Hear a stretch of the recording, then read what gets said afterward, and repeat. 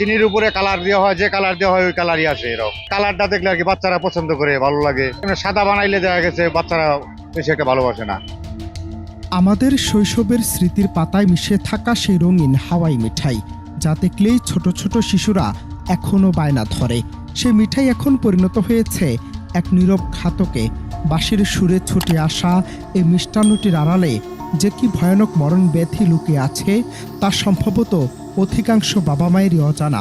সাম্প্রতিক গবেষণা ও স্বাস্থ্য বিশেষজ্ঞদের মতে হাওয়াই মিঠাইয়ের চটকদার লাল নীল রঙের পেছনে ব্যবহৃত হচ্ছে টেক্সটাইল ডাই বা কাপড়ে ব্যবহারের বিষাক্ত সব রং।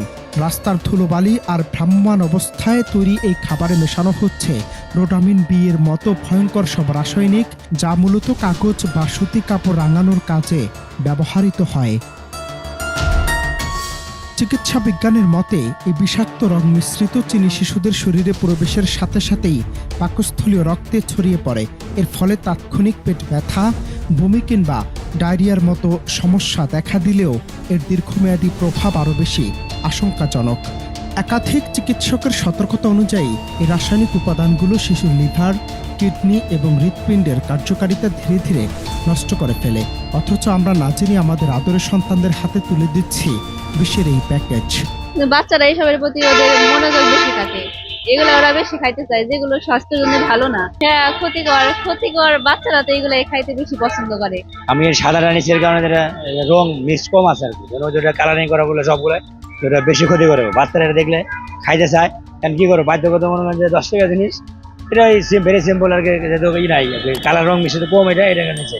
আমরা তো যে বাচ্চারা কান্না করে এই জন্য আমরা দেই, আসলে তো জানি না যে আসলে এটার মধ্যে আসলে কি আছে। তবে সবচেয়ে উদ্বেগের বিষয় হলো ক্রমাগত এই বিষাক্ত রং শরীরে প্রবেশ করলে কোষে অস্বাভাবিক মিউটেশন ঘটে, যা ভবিষ্যতে ব্লাড ক্যান্সার বা লিউকেমিয়ার মতো মরণ ব্যাধি তৈরির পথ প্রশস্ত করে।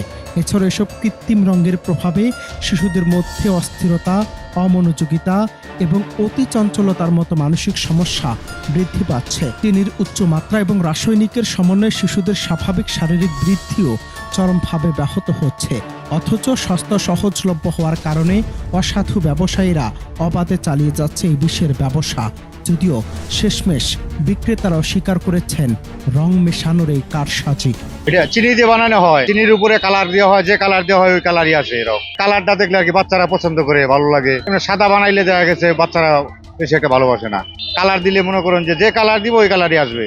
রংটাই যে মহিলারা পিঠা বানায় যে খাওয়ার রংটা, এই রংটা আর কি। চিনির সাথে হালকা রং দেওয়া হয়, এটা খাওয়ার রং, দেখাইলে কোনো সমস্যা নাই, যাতে সৌন্দর্য দেখা যায়। এই জন্যই আমরা একটু রং দিয়া কালার করি আর কি। চিনির সাথে আর কিছু মিশালো না, হালকা খালি মেডিসিন রং এটাই মিক্সচার করা হয়। বিশেষজ্ঞরা সচেতনতার জন্য বাবা মা এবং অভিভাবকদের প্রতি আহ্বান জানিয়েছেন। শিশুর মুখে রঙিন ও চটকদার খাবারের আনন্দ যতই মধুরই হোক, তার পেছনে লুকিয়ে থাকা ঝুঁকি কতটা ভয়াবহ হতে পারে তা উপেক্ষা করা চলবে না।